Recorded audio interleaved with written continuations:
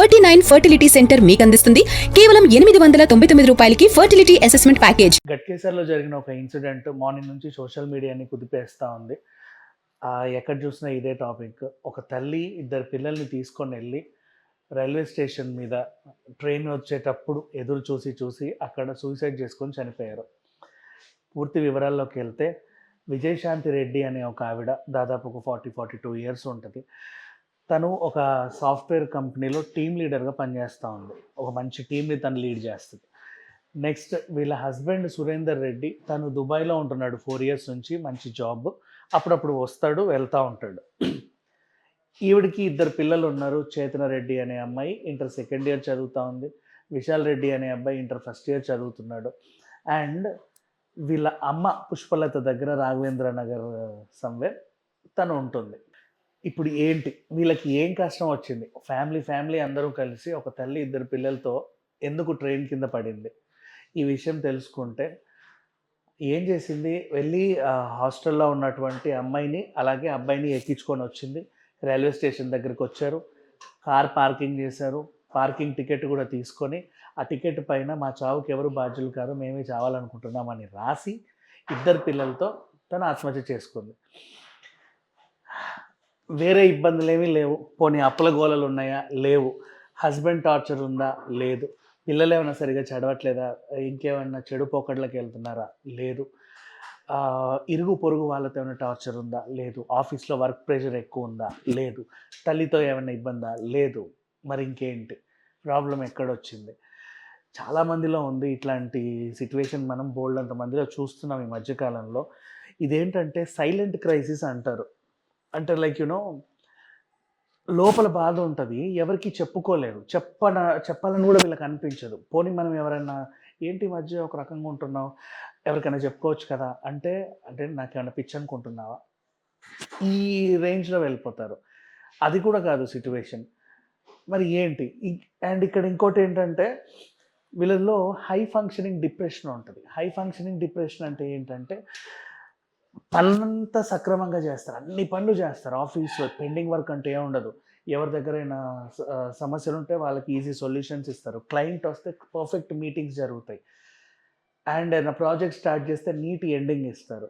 ఏదైనా సరే work assignment వీళ్ళకి ఇచ్చారు అంటే దాన్ని ప్రాపర్గా నీట్గా ఎలాంటి ఎర్రర్స్ లేకుండా ఫిల్ చేసి ఇస్తారు. కానీ లోపల ఏదో ఉంటుంది, అది చెప్పుకోలేరు. యాక్చువల్గా ఇది ఇప్పుడు మెడికల్ లాంగ్వేజ్కి వెళ్ళినా ఇది డిస్థీమియా అనే ఒక వ్యాధి. అండ్ అలాగే మెడికల్ టర్మ్స్కి వెళ్ళినా ఇది డిస్థీమియా అనే ఒక వ్యాధి. అలాగే అంటే సింపుల్గా చెప్పాలంటే పీడిడి అంటారు, పర్సిస్టెంట్ డిప్రెసివ్ డిజార్డర్. సో ఇది చాలామందికి ఉంటుంది మన సొసైటీలో. బట్ ఏంటంటే వాళ్ళు బయటపడరు. వాళ్ళకి సమస్య ఉన్నట్టు కూడా ఎవరికీ తెలీదు. ఎప్పుడో ఏదో అయితే తప్ప అరే ఏం జరిగిందని తెలియదు. చిన్నపిల్లల్లోనూ ఉంటుంది, మీరు హాస్టల్లో వేసే పిల్లల్లోనూ ఉంటుంది. మీరు వెళ్ళినప్పుడల్లా బాగానే ఉన్నామంటారు, మంచి మార్కులు వస్తాయి, చదువుకుంటారు, ఒకరోజు ఆత్మహత్య చేసుకొని చనిపోతూ ఉంటారు. నెక్స్ట్ అలాగే కొత్తగా పెళ్ళైన హస్బెండ్ వైఫ్ చాలా బాగుంటారు, హనీమూన్కి వెళ్తారు, పిల్లల్ని కంటారు, ఓ రోజు ఆవిడ ఊరేసుకొని చనిపోతుంది. చాలామంది హస్బెండ్ని నిందిస్తారు. హాస్టల్లో చదివే పిల్లలనేమో అక్కడున్న యాజమాన్యాన్ని నిందిస్తారు. ఇలా ఒక గృహిణి ఒకవేళ ఇంట్లో వాళ్ళ హస్బెండ్ ఉంటే తను అంటారు, సింగిల్గా ఉండే మదర్కి ఇంకేం కష్టాలో అంటారు, ఆఫీస్ ప్రెషర్ అంటారు. Nobody can identify this kind of problem, తెలుసా? మళ్ళీ ఇది ఇంకా దేనికి దారి తీస్తుందంటే ఆల్ట్రూయిస్టిక్ సూసైడ్ అంటారు దీన్ని. లైక్ నేను చనిపోకూడదు, నాకు చాలా ప్రాబ్లమ్స్ వచ్చాయి, నేను చనిపోవాలి. కానీ నేను చనిపోతే వీళ్ళేమైపోతారు, వాళ్ళేమైపోతారు, నా కుక్కని ఎవరు చూసుకుంటారు, నా ఆవుని ఎవరు చూసుకుంటారు, నా కూతుర్ని, నా కొడుకుని, మా ఆయన్ని, మా అమ్మని ఎవరు చూసుకుంటారని వాళ్ళని కూడా చంపేస్తారు. ఇట్లాంటి రేర్ సిట్యువేషన్ చాలా రేర్గా జరిగింది యాక్చువల్గా చెప్పాలంటే. ఇప్పుడు ఒక తల్లి ఇద్దరు పిల్లలతో ఆత్మహత్య చేసుకుంది అంటే ఎన్నెన్నెన్నో అనుకుంటారు. ఇప్పుడు ఫైనాన్షియల్గా చూసుకుందాం, పోనీ వీళ్ళు ఏమన్నా ఈఎంఐలు కట్టలేక అప్పుల బాధలు ఎక్కువై చనిపోయారా? నో, వెల్ సెటిల్డ్, నీట్గా ఉన్నారు. నెక్స్ట్ మళ్ళీ హస్బెండ్తో నథింగ్ ఎల్స్, చాలా చక్కగా మాట్లాడుకుంటారు. వీళ్ళ దగ్గర అసలు టైమే ఉండదు. ఇప్పుడు మన ఆఫీస్లో ఎలా ఉంటాయి, సాఫ్ట్వేర్ కంపెనీలు ఎక్కడో ఉంటాయి, వీళ్ళ ఇల్లులు ఎక్కడో ఉంటాయి. 1-2 గంటలు రోడ్ల మీదే ఉంటారు. ఆఫీస్ అయిపోయిన తర్వాత ఇంటికి రావడానికి లేట్ నైట్ అవుతుంది. పొద్దున్న ఎర్లీగా స్టార్ట్ అయ్యి వెళ్ళిపోతూ ఉంటారు. ఇంట్లో తల్లి చక్కగా వండి పెడుతుంది కాబట్టి 2 ముద్దలు తింటుంది. ఒక ఫోన్ మాట్లాడాలనుకున్న హస్బెండ్‌ని కాల్ చేసి ఆవిడ విశేషాలు చెప్పి, ఆయన విశేషాలు కనుక్కొని సైలెంట్గా పడుకుంటారు. అంతకు మించి వేరే ఎక్స్ట్రా లైఫ్ ఉండదు. They are very happy. Weekly Saturday Sunday leaves ఉంటాయి. ఇప్పుడు కూతురు ఎక్కడో ఉంది కాబట్టి సాటర్డే కూతురికి, సండే కొడుక్కి ఇవ్వడమో, లేకపోతే ఇద్దరిని కలిపి ఎక్కడైనా టైమ్ స్పెండ్ చేయడమో చేస్తే సాటర్డే సండే వీకెండ్ కూడా అవుట్. నెక్స్ట్ మళ్ళీ రొటీన్ లైఫ్.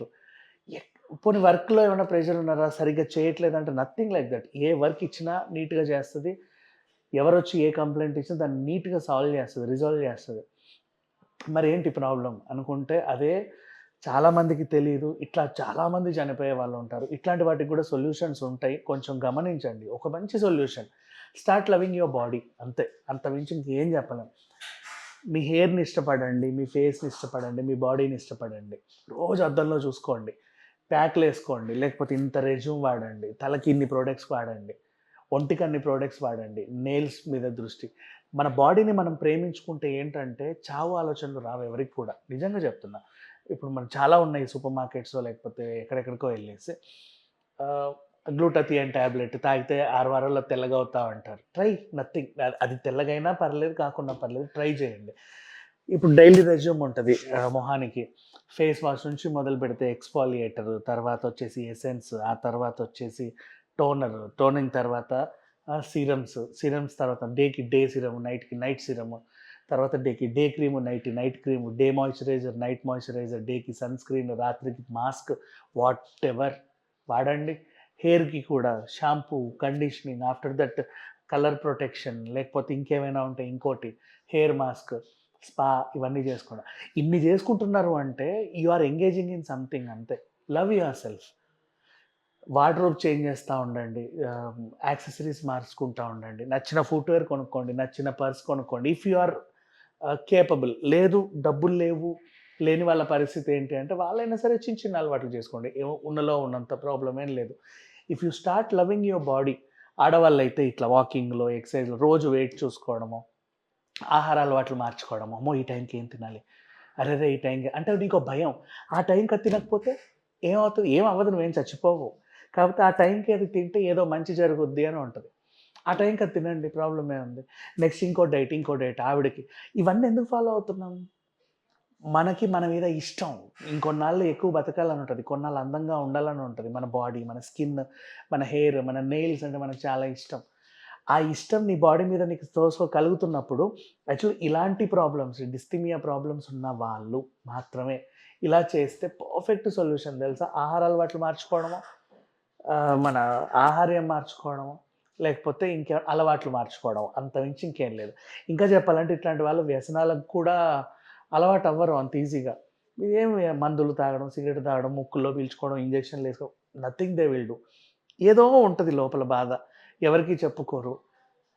చెప్పమంటే కూడా చెప్పరు. "ఏం అడుగుతున్నావు? నీకేం కనిపిస్తుంది?" అంటారు. ఎదురు తిరుగుతారు. బట్ దేల్ వాళ్ళని వాళ్ళు ప్రేమించుకోవడం స్టార్ట్ చేస్తే మాక్సిమం ఇట్లాంటి ఇష్యూస్‌లో ఇదే బెస్ట్ సొల్యూషన్ అని నాకనిపిచ్చింది.